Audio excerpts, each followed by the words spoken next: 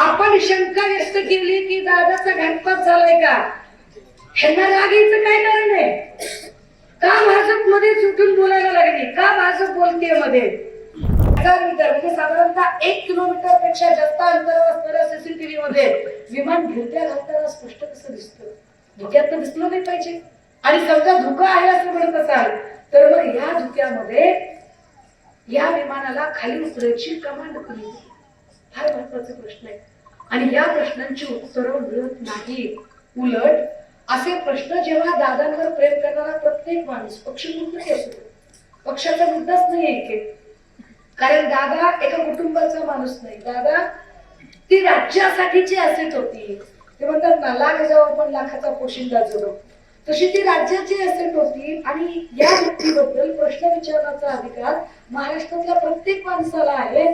पण आपण जेव्हा प्रश्न विचारतोय तेव्हा त्याची उत्तरं खरं तर त्या विमान कंपनीच्या लोकांनी दिली पाहिजे, त्या उड्डाण नियामक संस्थेने दिली पाहिजे. पण उत्तर कोण देते आपल्याला? उत्तर कोण देते दादा? संबंध आहे का? फरक बघा.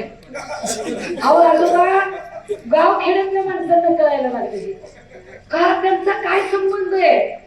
आपण शंका व्यक्त केली की दादाचा घातपात झालाय का, ह्यांना राग यायचं काय कारण आहे? का भाजप मध्ये उठून बोलायला लागली, का भाजप बोलते मध्ये?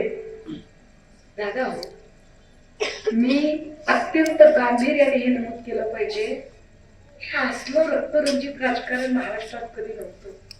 हे गांभीर्यानं नमूद केलं पाहिजे की अशा पद्धतीने जर एवढी चांगली चांगली माणसं अशी घातपातात जर जायला लागली तर राजकारणाचं काय ते?